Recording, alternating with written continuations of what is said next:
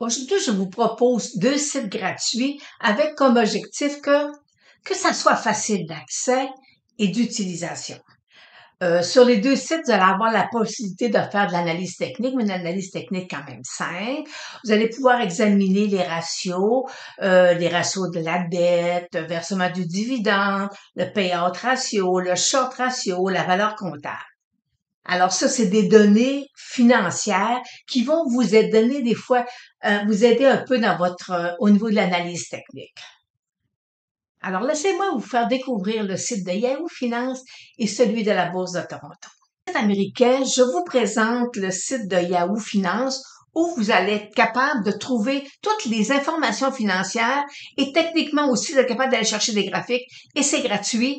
Et moi je le consulte. Alors ça c'est le titre d'appel. Alors dans le premier onglet c'est le sommaire de ce qu'on retrouve là, les ratios les plus importants. Alors, tout ce qui nous dit qu'il a monté, il a fait un bas d'année à 124, puis il a monté jusqu'à 176, le volume, le dividende qui est versé, date ex-dividende, il se transige à 28 fois les bénéfices et un bêta de 1,30.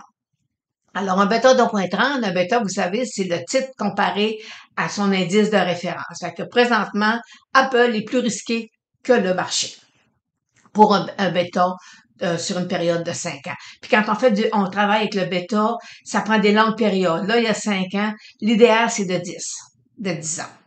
Deuxième onglet, on a le graphique. Alors, vous avez le graphique de Apple. Alors, en cliquant sur le graphique, là, à ce moment-là, j'ai mon graphique. Puis ici, en bas, vous voyez tous les dividendes, là. Ils nous disent quand est-ce qu'il y a eu un versement de dividende. Alors, vous avez le graphique de Apple. Fait que vous pouvez, si vous voulez, changer, le mettre en ligne, si vous voulez. Vous pouvez y ajouter des moyennes mobiles, des bandes de Bollinger, le RSI, LMACD.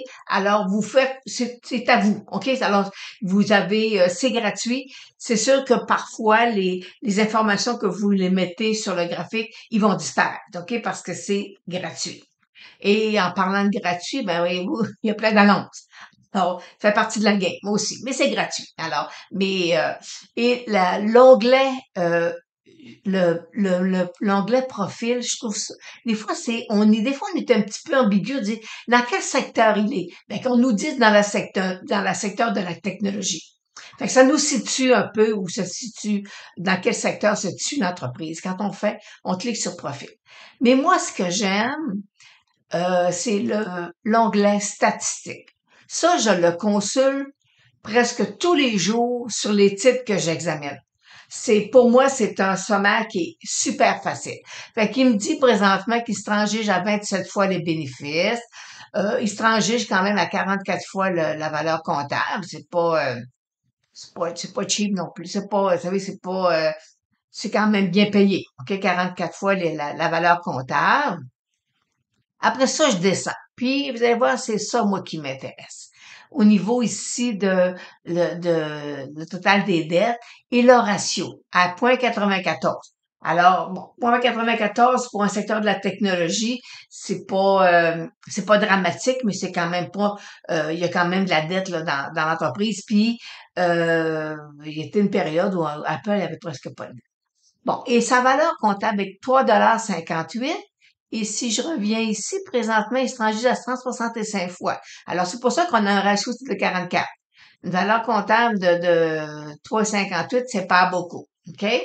Mais c'est ça. Il y a peut-être, il faudrait peut-être aller examiner qu'est-ce qu'il y a dans la valeur comptable. Il y a peut-être, est-ce qu'il y a de l'immobilisation qui est calculée qui est comptabilisée, c'est-à-dire au coût de v'là 40 ans? OK, tu sais, c'est toutes des choses à faire. Alors, fait que c'est des valeurs comptables ici, quand on calcule le rendement, des fois, ça peut venir jouer sur le rendement. pour à long terme. Là, c'est un facteur qui peut rentrer. Ici, après ça, on a le versement du dividende de 0,56%.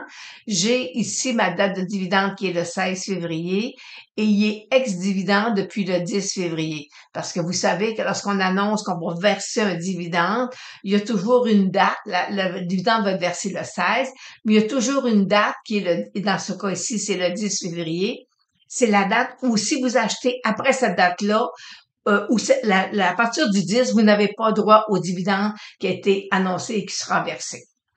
Et on nous dit que la dernière fois qu'il y a eu un split, c'est en août 30 de 2020, 4 pour 1. Alors, fait que ça nous donne un peu, et le payout ratio, 15%. Ça veut dire que sur les bénéfices que Apple fait, il en redistribue 15% à ses actionnaires. Fait qu'ils se gardent de la liquidité pour être capable de faire développer autre chose. Un autre point lorsque les titres là, sont dans des bons marchés ou dans des hauts de marché, on va aller voir le ratio short, le short ratio.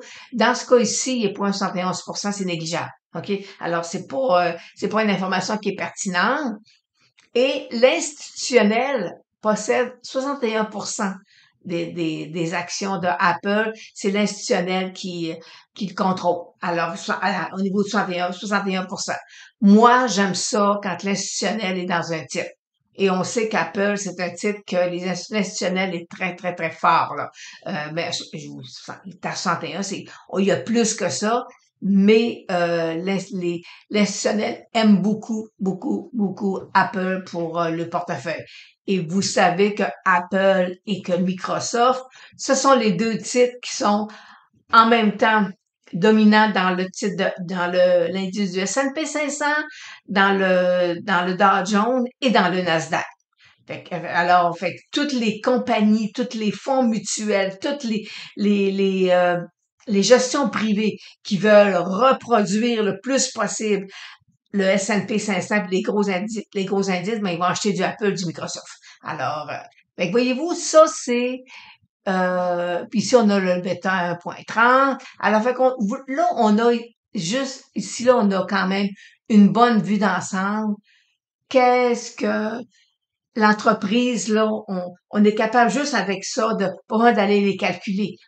Juste avec ça, on est capable de se dire, OK, moi, si je veux pas une entreprise trop dotée, ben, mon ratio ici de dette, je vais y faire attention. Je vais le surveiller. OK? Alors, fait que c'est un petit point, là, important. Moi, je le surveille beaucoup. Combien qu'il y a aussi, regardez comment est-ce qu'il y a de cash. Il y a 3,25 $ par action de cash. Alors, fait que c'est intéressant. Si vous voulez avoir plus de données financières, on clique sur l'onglet de la finance et là, vous avez les 4 dernières années, toutes les totales des ratios. Fait que si vous voulez vous amuser à fouiner là, dans le domaine de la finance, aller faire vous calculer vous-même vos ratios, à ce moment-là, vous pouvez y aller aisément, mais par contre, faut pas oublier que vous êtes sur un site Internet, vous n'êtes pas sur le site officiel, vous n'êtes pas dans un bilan, OK, d'entreprise, là. Alors, des fois, il peut y avoir des erreurs. C'est pas, il y a rien c'est pas garanti. Mais c'est quand même intéressant. Parce que Apple, son année financière se termine en septembre. Alors là, je vais aller vous montrer un autre. Pourquoi je vous montre que c'est intéressant? Là, je vous ai mis le titre de Colgate. OK? Puis, vous allez voir que parfois, des fois, c'est intéressant d'aller voir les entreprises. Et là, si je descends en bas, ma valeur comptable est de 48 sous. Et vous pensez, c'est 48 sous. Mais si je m'en vais voir mon payout ratio est à 87%.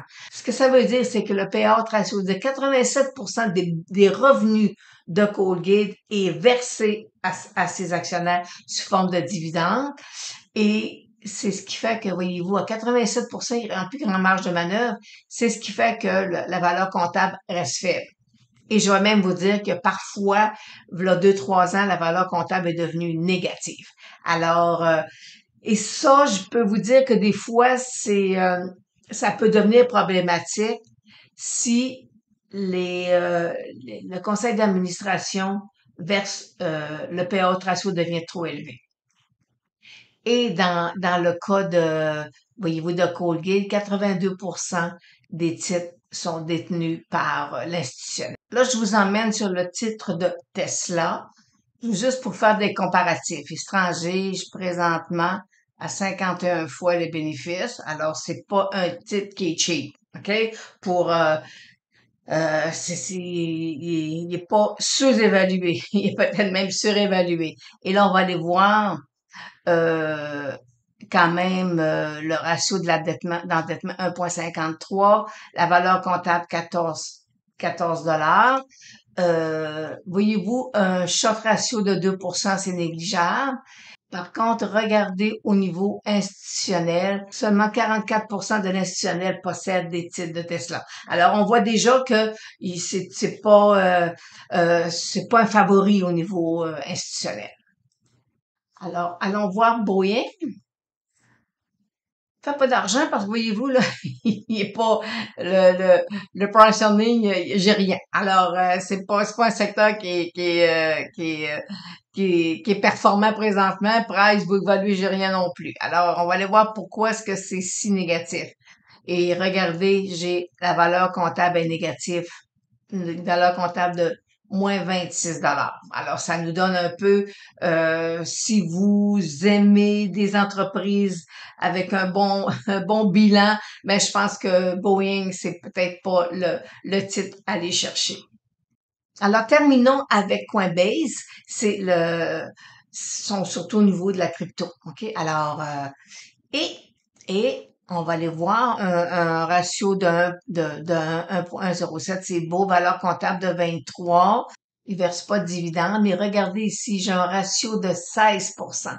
Alors, un short ratio de 16%, c'est énorme. C'est énorme. Alors, fait que ça, ça nous amène, puis ça nous amène vers des, euh, des fluctuations les shortés vont devoir se couvrir. Des fois, ça emmène des mouvements assez brusques sur le marché. Puis l'institutionnel est à 53%. Et on va aller voir la charte, le graphique. Et là, je vais aller vous mettre je vais vous mettre les chandelles. Non, je vais aller vous mettre les barres. Alors, vous voyez ici, là, une belle phase 1. C'est une émission, là, de l'année passée, là. Regardez comment est-ce il est parti. Et puis lui, là, présentement, c'est ça. Si de très bons résultats arrivent, ben, le stock devrait s'envoler. Alors, fait que c'est ça, c'est un peu là, c'est sur Yahoo Finance que je vais vraiment trouver là ce qu'il y a de plus, je trouve de plus important, de pertinent et facilement aussi. Alors maintenant, on va aller voir le marché canadien. Il y a deux façons de le travailler. On va débuter avec les secteurs. Fait qu'on voit là ici, c'est le sommaire de la journée. Alors, on déroule et on voit, voyez-vous ici, tous les secteurs. Et vous pouvez, si vous voulez, vous cliquez ici sur l'onglet voir les indices canadiens. Et là, vous avez ici tous les indices canadiens et vous pouvez aussi aller chercher sur disons le CAP, ça veut dire que c'est sont les titres à l'intérieur de cet indice-là, ils ont toutes la même pondération. Alors, fait que ce qu'on va faire, je vais vous montrer, vous choisissez celui que vous voulez, on va y aller aujourd'hui avec celui de la finance. Alors, lorsque je clique sur celui de la finance, on me dit que j'ai 29 titres dans mon indice. Et un point super important pour l'investisseur, c'est que vous pouvez downloader sur une feuille Excel les 29 titres de l'indice. Alors, ça va vous permettre aussi d'avoir des liens, des fois avec votre courtier escompteur, vous pouvez aller chercher la valeur, là, la dernière valeur à jour, là, du titre, là, même si des fois c'est en temps réel. Alors, fait que ça, c'est intéressant.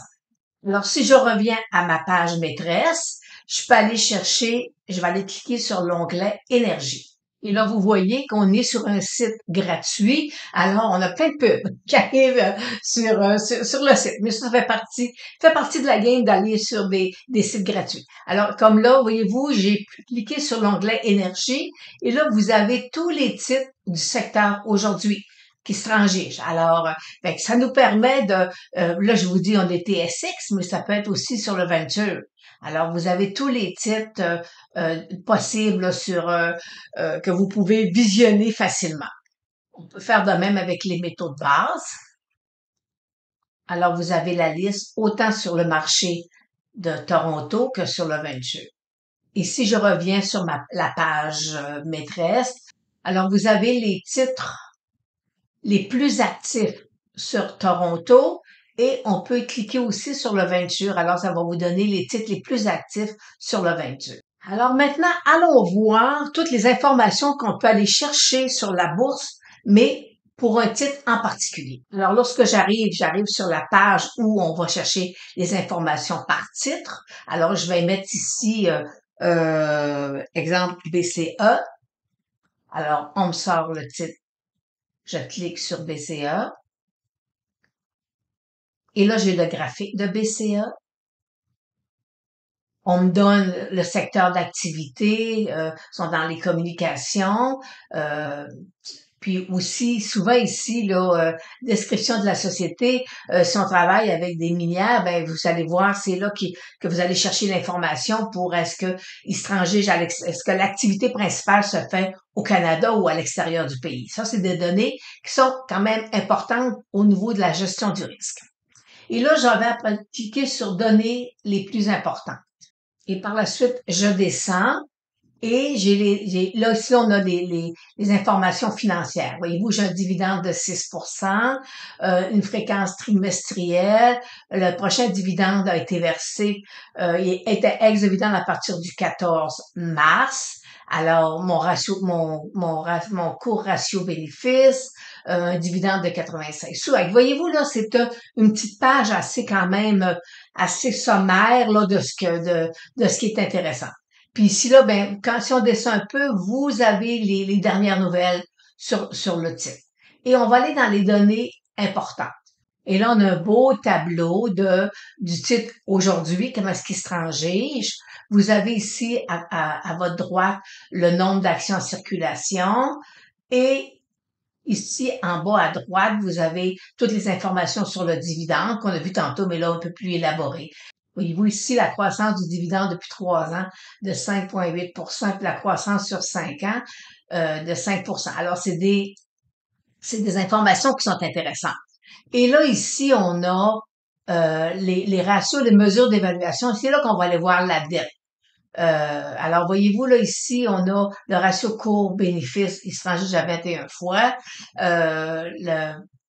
Et le ratio dette-capitaux propres veut dire un ratio de 1,74%. C'est quand même pas un titre où c'est quand même c'est de la dette, ok? Mais dans la technologie, dans la technologie, dans la téléphonie, là, écoutez, faut qu'ils investissent beaucoup là pour emmener pour donner un service à leurs clients. Alors c'est des entreprises qui sont endetté. Et voyez-vous, le rendement de l'actif, 3,97%. Fait que ça vous donne un petit peu une vue d'ensemble, là. Mais moi, c'est ici, là. C'est quand je viens voir ici la dette, là, c'est là que c'est quand même important. C'est une petite notion là qu'il faut surveiller. Là, je vous emmène sur le titre de Dollarama. On va aller faire le même exercice. Alors, là, vous avez le graphique. On a la consommation défensive, consommation de base, là. Bon, alors les données importantes. Bon, on voit qu'ils versent un petit dividende trimestriellement. Euh, on voit ici le nombre d'actions en circulation. Fait que quand on veut avoir un schéma un peu plus grand, à ce moment-là, on va sur les données les plus importantes. Et là, on voit ici, ici ce qui se passe aujourd'hui. On voit qu'il y a un bêta ici de 0,72. Mais est-ce que mon bêta, là, je suis pas capable de vérifier si c'est un bêta de 5 ans. OK? Alors, fait que si tu as 0,72, ça veut dire qu'il est moins risqué que le marché. Parce que le marché est à 1. Alors ici, on voit ici les statistiques sur le titre. Il verse un petit dividende avec voyez-vous, une croissance du dividende quand même impressionnante, de 15 fois, là. C'est quand même. Puis après ça, ici, on vient ici sur la capitalisation boursière. Voyez-vous, c'est un titre qui est quand même endetté. Alors là, on va aller voir le titre de Canadian Tower. On va procéder de la même façon. Alors ici, tu as la consommation cyclique, la consommation discrétionnaire. Ici, la description on voit ici la description de la société. Puis ici, j'ai mon tableau avec mon dividende. On va aller le voir plus en détail. Alors, il verse un dividende sur une base trimestrielle qui donne un rendement d'environ 3,81 et une croissance de dividende depuis les 5 dernières années quand même intéressante. On voit qu'ici, le ratio de la dette est à 1,37. Alors, c'est quand même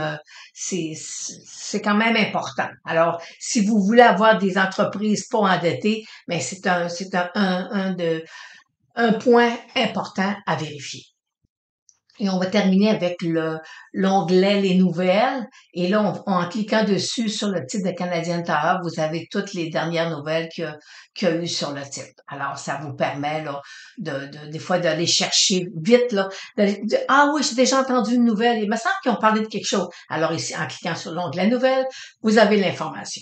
Alors, la Bourse de Toronto et la Yahoo Finance, c'est deux sites où vous pouvez aller chercher l'information quand même assez facilement.